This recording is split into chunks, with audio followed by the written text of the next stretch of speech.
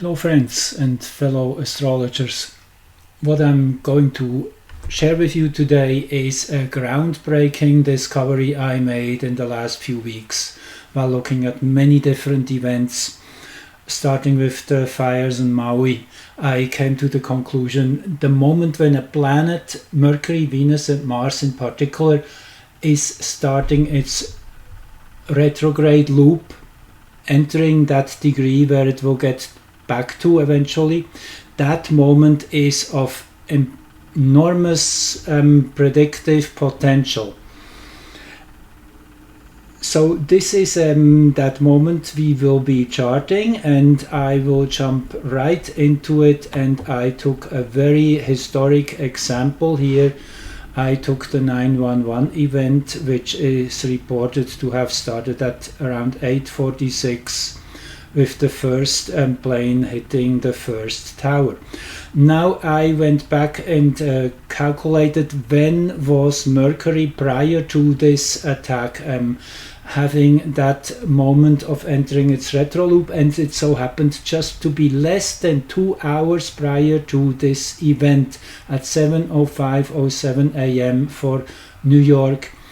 And this is exceptional. We will get back to this chart. I first want to show you how I get to it. So this is where Mercury will eventually, some 6 weeks later, resume direct motion. Here you see at 14:12:07 to be exact. Here I have it animated here so you can see. If we here go back just 1 second, then you see Mercury is still retrograde. So I did really calculate this down to the second to get the most exact chart. And we now find out when before October 22nd, 2001, which is equivalent with this moment here.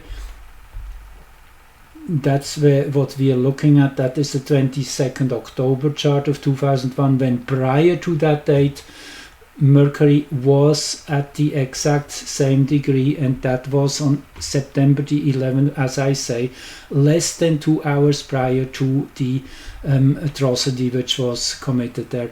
Now, first of all, those of you who are kind of not yet fully understanding the scope of that event, although I think most of us are at this point truly understanding what happened there, I want to show you a few things. Most of all, there was this really big smoking gun that something was really weird about that whole thing. That was when later in the afternoon building 7 came down, and I want to show you here a few clips here. This is the footage.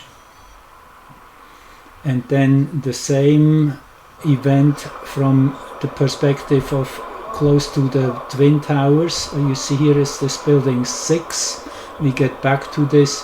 So it was super interesting that it was afterwards found that BBC's journalist had reported the collapse of that World Trade Center 7 before it actually happens, which was concluded it was that 9/11 was a scripted event. And the verdict here of this fact-checking site is it's true that BBC journalists reported the collapse of the World Trade Center 7 almost half an hour before it fell, as did a number of other news services. There is no evidence this was due to insider information or scripted version of the terror attacks. So you make your own mind on that. This is the footprint of the different buildings. This is World Trade Center 1 and 2. These are the Twin Towers. And you see there is building 6 here in between, and this is building 7, which came down in the afternoon without having a direct impact of any airplane or anything like that. I did want to show you here. This is how it looked in the aftermath from the aerial view naturally.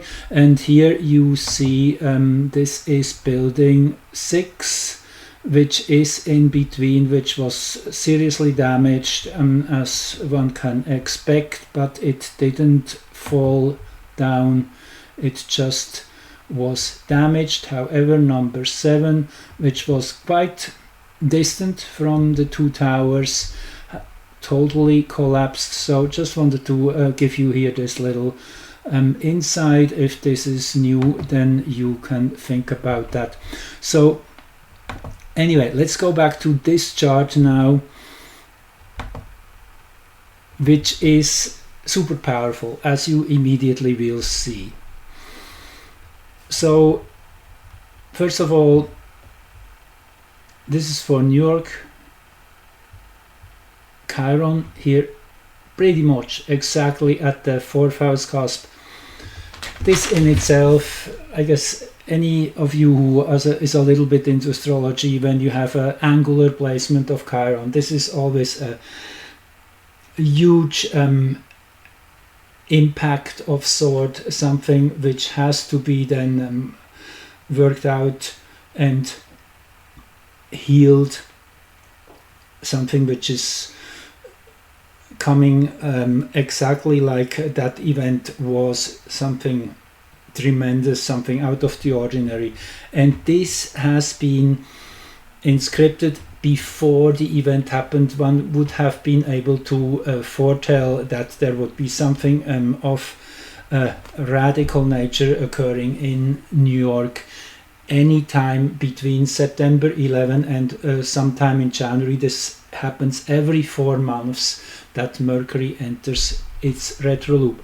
Now, I did a little bit of an analysis, a really in-depth analysis of this chart. Wanted to show you really what is here lined out.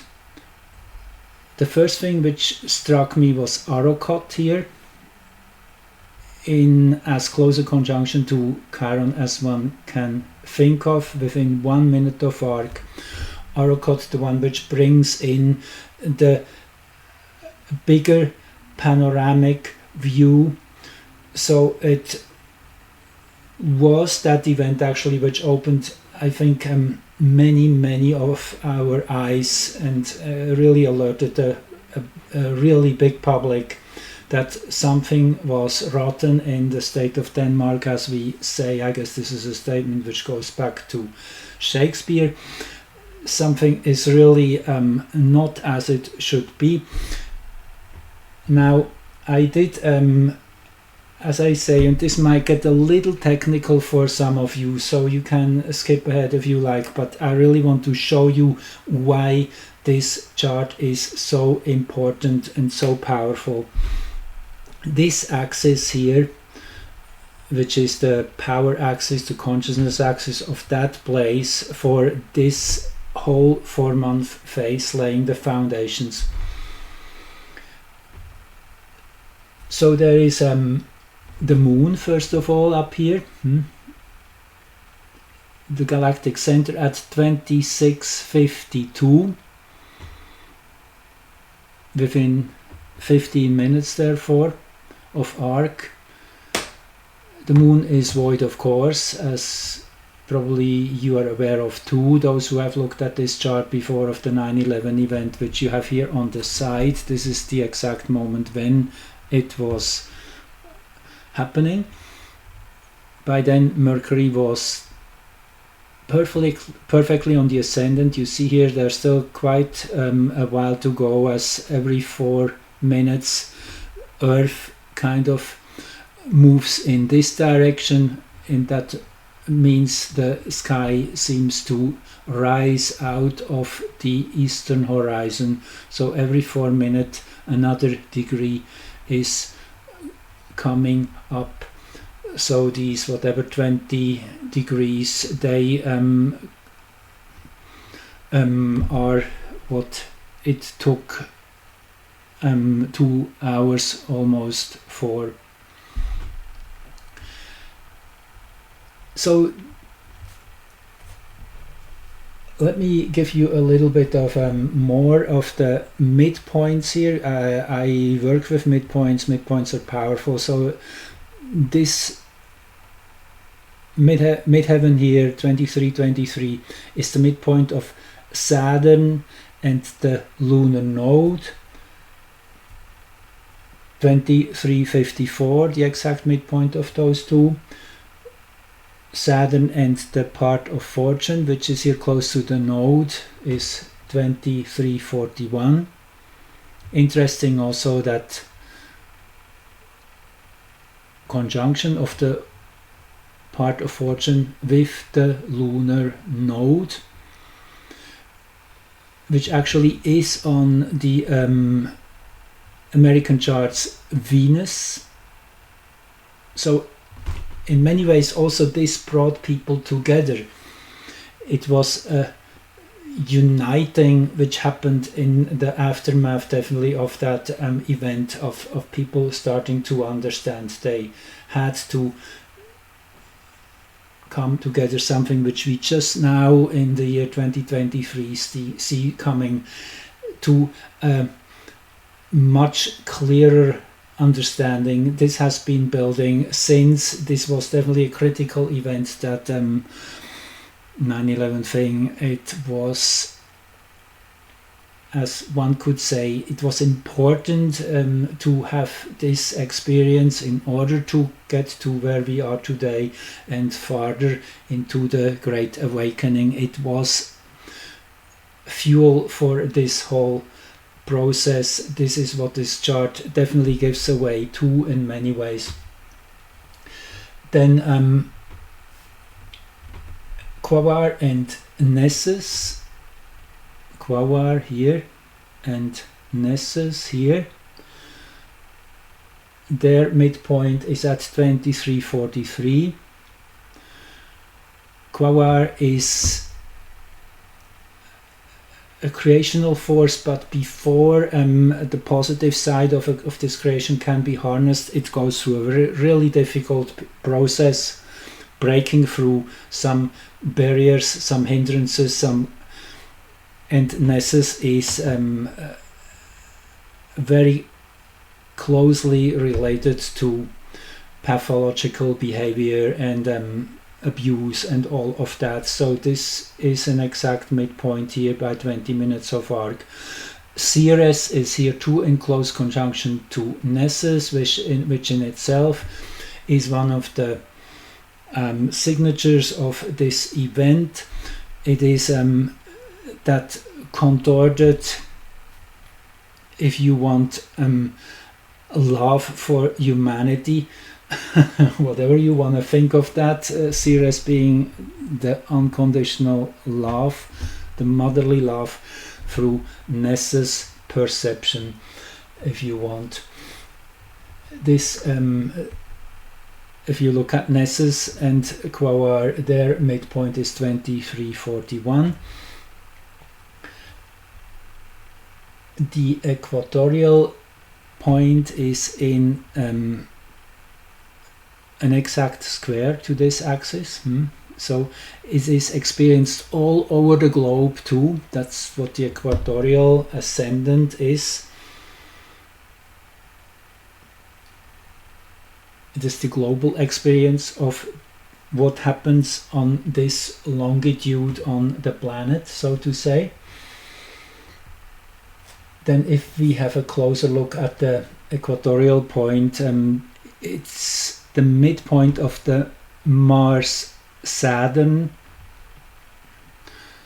combination, which would come in at 2304 in Pisces.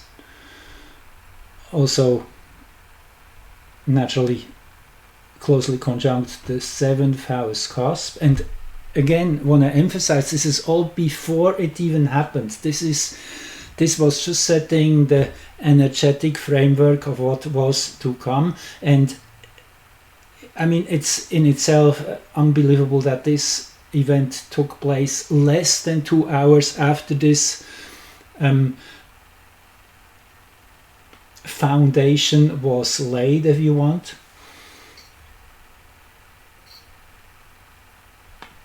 then it doesn't end here. It's also the midpoint, this vertical axis of midheaven and midnight point, also the midpoint of Pluto and the south node. Pluto and the south node here comes in at 2252. Pluto and Mars, obviously a radical force, a powerful impact, comes in at 2201. Again, also Chiron naturally in the midpoint of all that. Aspolus is close by. Aspolus, which is related to secretive and dark themes.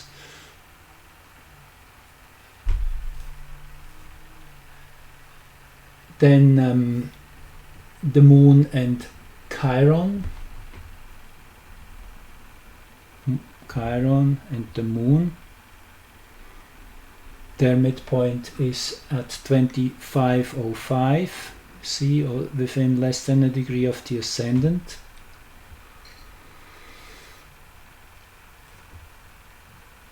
Then it's not yet over. I want to just really show you the whole picture of what I found here.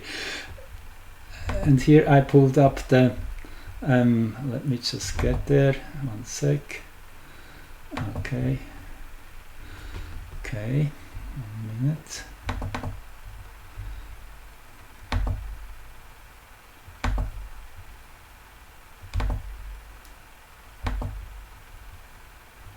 Okay, these are now the exact aspects to the midheaven here. And what I found particularly interesting are all the 11 aspects, the undecagons. An undecagon is always a very, I would say, this harmonic aspect. It's something which is giving friction, making things difficult, and we have lots of those here. We have quintundecagon with Ceres and with Pallas, both here. Pallas here, Ceres here. An undecagon with Juno. Now Pallas and Ceres, you see, I didn't mention those yet, but they are in a 5/11 of the circle aspect within 1 degree 16 minutes and 0 degree and 24 seconds. Then there is the undecagon to from midheaven to Juno, as you see, by a little more than half a degree, anticipating or applying, that's the word, closing in. Then there's a 2-3 undecagons with the vertex here, and with Astrology. This is a quadro undecagon, right? So Astrology, all these asteroids, Ceres, Pallas is intelligence is there, again with Nessus and Ceres, it is that intelligence which comes from a very dark corner, you could say. And then Astrology, the one which is then also coming in to clean up and to help and to resolve in that sense, but at first it's always creating problems. It's showing that there's something difficult to deal with, we could say. Okay, let's look at this same moment heliocentrically. And you won't believe, Mercury this time is right at the fourth house cusp, heliocentrically as seen from the Sun's perspective, conjunct Arrokoth, while Pallas is exactly conjunct within less than a degree, I should say, with Chiron, here heliocentric. Again, showing that there's a plot here behind, something is which also will really function as a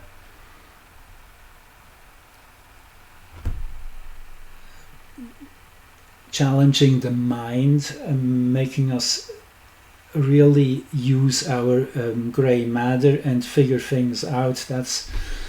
That Mercury Arrokoth definitely representing.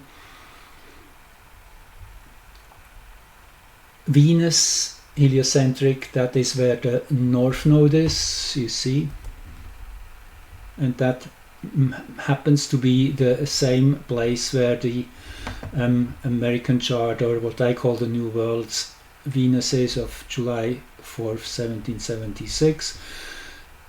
So there's quite some amazing synchronicities, I would call all of that.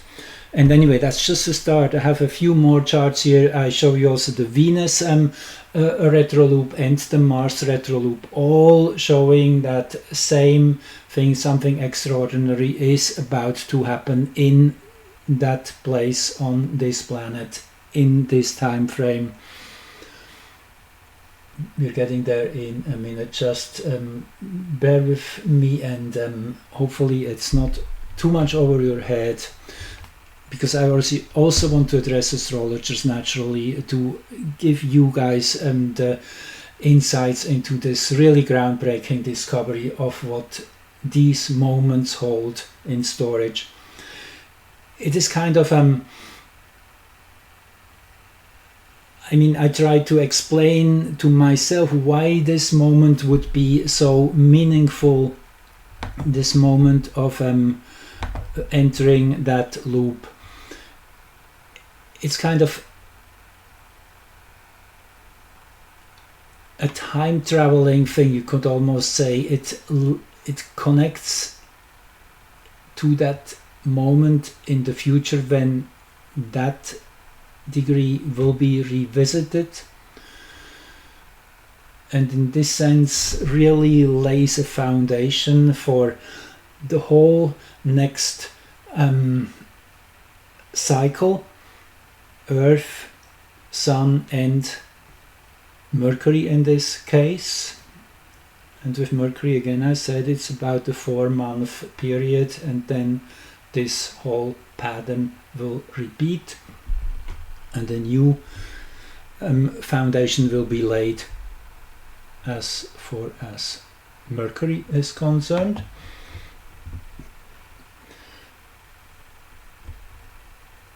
If we stay here with the heliocentric for 1 second,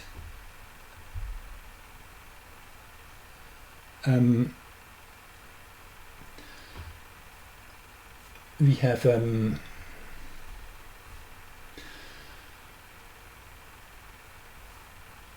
okay, I guess this is here in the geocentric, right? This I wanted to emphasize too.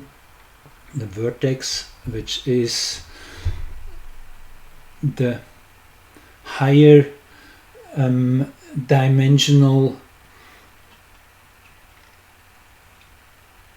direction of meeting with the world, whatever you call that. I mean, you might have a better explanation for the vertex, and I always appreciate comments under my videos.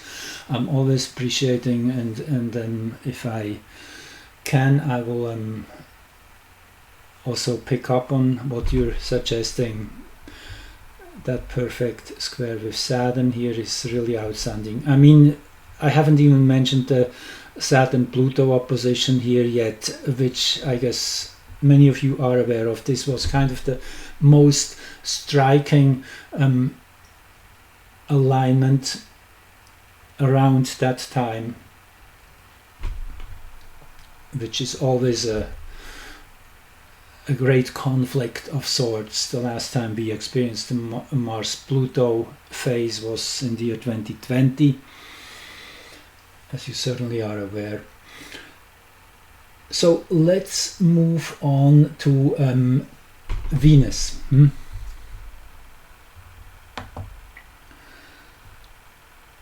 Okay, I have one more chart here. This is the global chart of that same moment, 11th of September, early morning. That was in New York. 4 hours later, it was by then already in the UK, in Greenwich. Interesting here, we have the black moon and Hygeia here at the source point.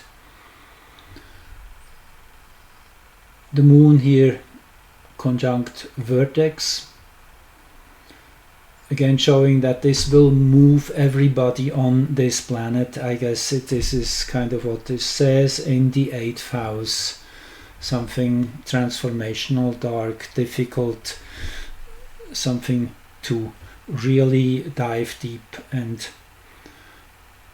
something also which would emotionally challenge us. I mean, the opposition to Mars here is closing in, you see that too, but most closely to the galactic center at 2652, as I said already.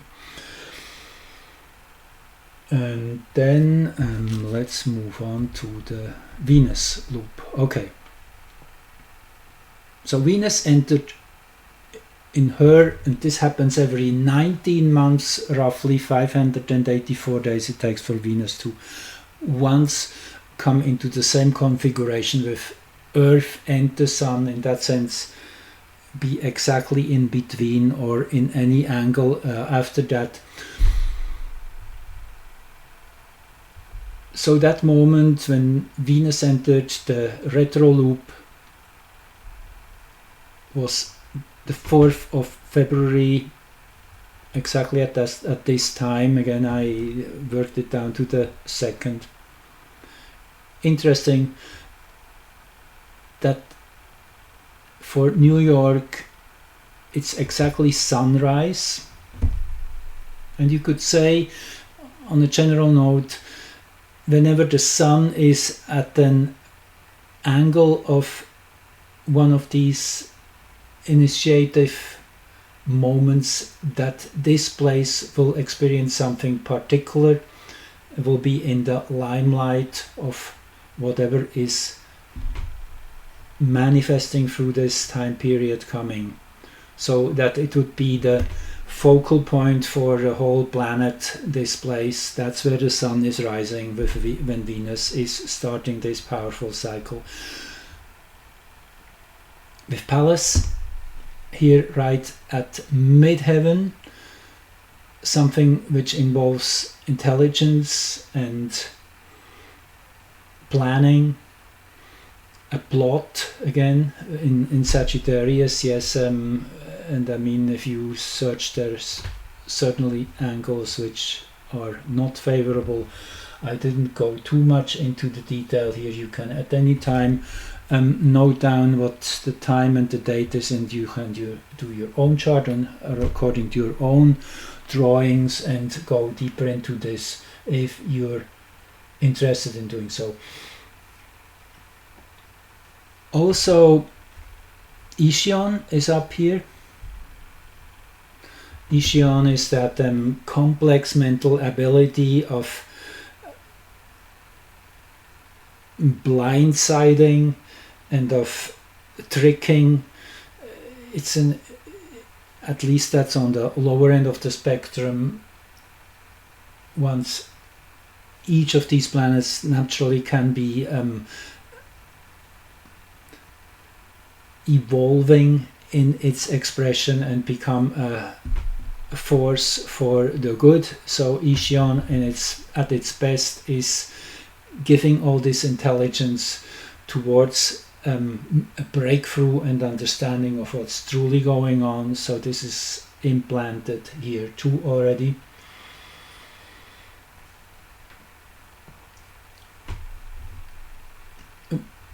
Again, the moon is highlighted, which not just the sun here at the ascendant, the moon here at the part of fortune, means it's whatever happens in that place through these 19 months following February 201 will be emotional and will be moving people. I guess that's as much as one definitely can say here. Interesting, also Gemini moon, as was the case then in September. Here I'm just closing this so you see once more, this is the chart of the attack, and Mercury was here rising. Mercury has to do with travel and all that too, so Mercury is definitely the one most important planet in this whole setting. Moon in Mercury sign, Moon here approaching the opposition with Chiron again, and also Arrochot, Aspolus.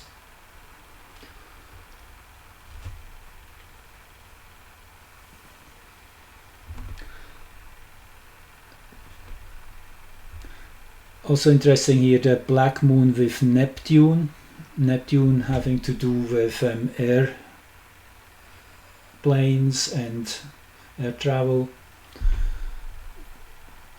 In the 12th house, coming out of nowhere, something nobody could see coming out of a blind angle, definitely event.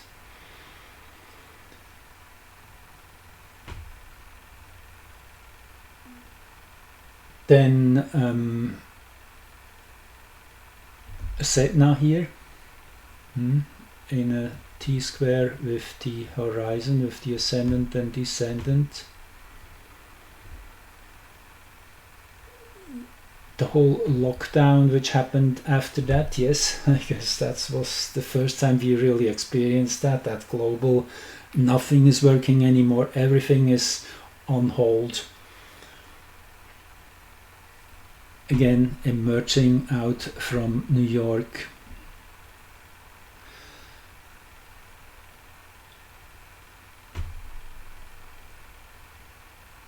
Then Mercury here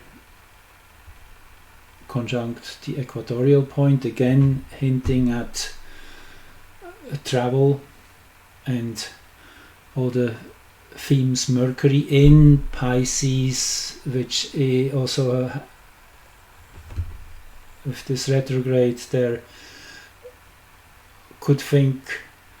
one could think of collusion and deception, things like that, always when Mercury, Pisces, Neptune, when these energies are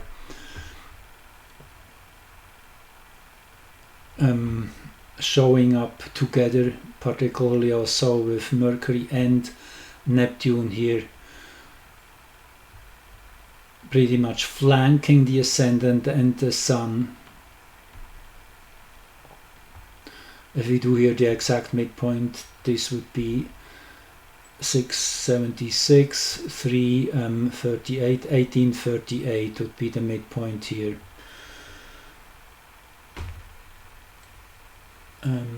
Then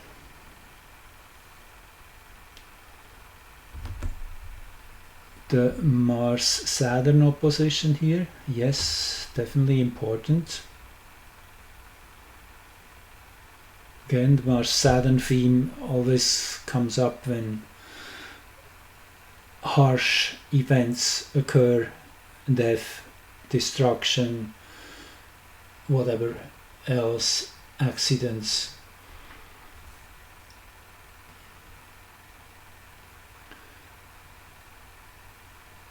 Then if we go into this same moment, 4th of February 2001, for the global village,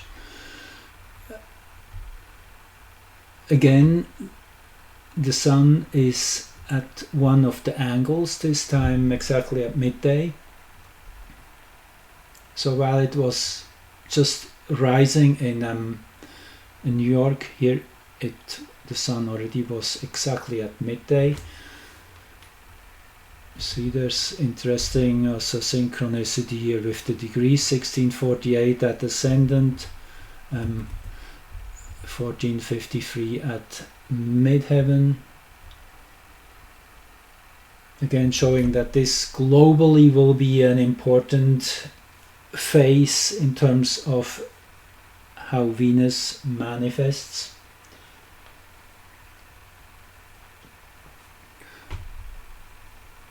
Vertex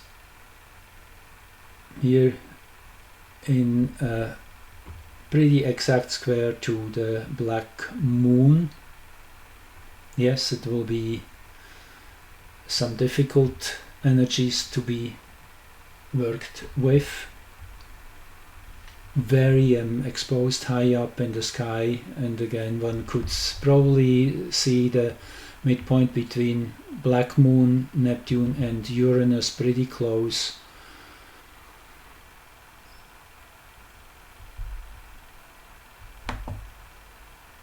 So now we're going to Mars. Mars started its retro loop into this period where 911 was within on March the 17th, and for Mars this is once in a 26-month event.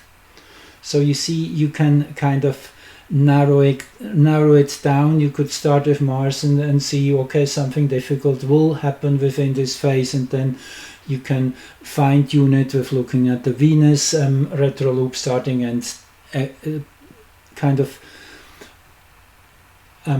narrowing into a 4-month window, then with whatever Mercury event is falling into this window of 26 months. You get the picture. That's how one could work in terms of predictive astrology. And I mean, it's all a matter of having the time and the computing power to do that. Naturally here I do it all manually, naturally with the help of my computer, but still one could program this and do it in a bigger way, and then know exactly where difficult events would potentially happen. Anyway, just let's look at this chart first, because again it shows pretty clearly this is a difficult period we're entering overall, with the black moon here for New York. Within less than a degree here of the midnight point of the root point of this chart, in the third house still. Third house, the house of traveling and of all that, which definitely was what this all revolved around. The sun squaring the galactic center again, and Chiron pretty dead exact on the galactic center, I guess within 1.5 degrees or so. Again, the galactic center at this time was around 2652.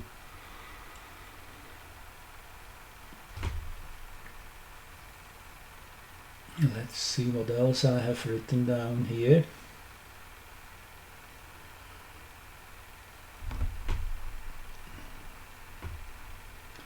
Vertex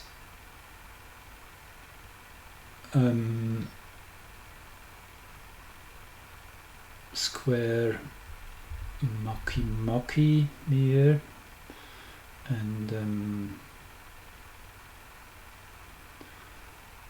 okay.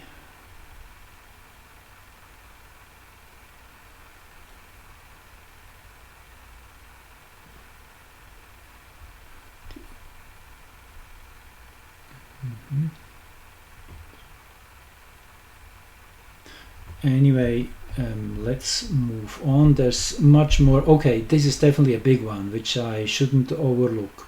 Mars naturally being the one we focus on here. 1506 in Sagittarius, and if we go here to the chart where Mars eventually is coming back to that degree again, this will be this point here. We are charting what we will experience on July the 19th. Mars 1506 in Sag, and that is what first time is touched on March 17, and by then it is this close conjunction between Pallas, Pluto. Again, this is a violent energy which is intelligently planned, you could say. Sagittarius, yes, this is a fire sign which always has some revolutionary or kind of war-like fire expression. So this is a very charged conjunction here.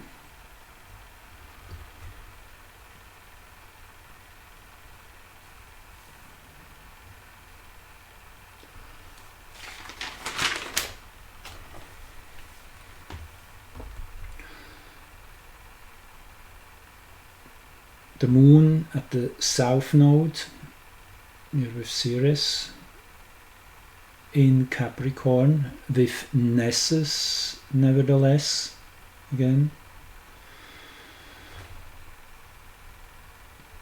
And then, if we look at this same, again, a first degree Pisces Mercury, a repeating theme, as you see. This same moment in Greenwich, here it's 2:17 a.m. versus 9:17 p.m. The exact same moment, Mars at this point, and Chiron exactly at the ascendant, the galactic center, with Aspolus squared by the Sun. And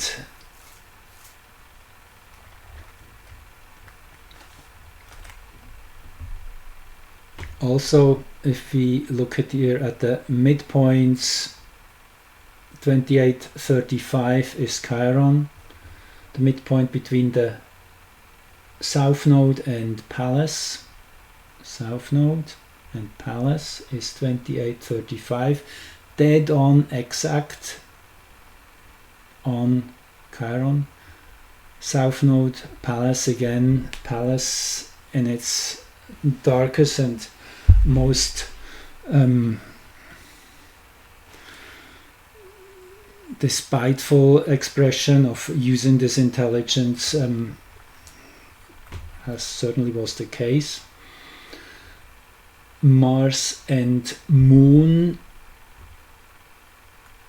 their exact midpoint is 28:07. Moon and Pluto, their exact midpoint 28:12. Pallas and Ceres, their exact midpoint 29:08. You see, it's all in that ascendant axis. It really shows something traumatic is likely to occur with the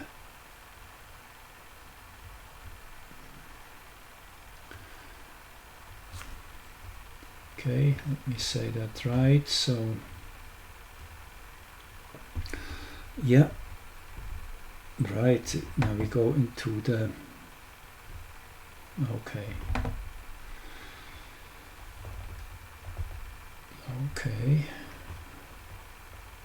yeah, I guess that's about it. I guess you get the picture. This is pretty remarkable. I really think this is a groundbreaking discovery I've made here in terms of predictive astrology. Thank you for listening, and I hope you enjoyed that, and I hope it gives you an incentive to make best use of what I have told you here, and apply this in your own personal ways. Thank you, and talk to you soon. Bye bye.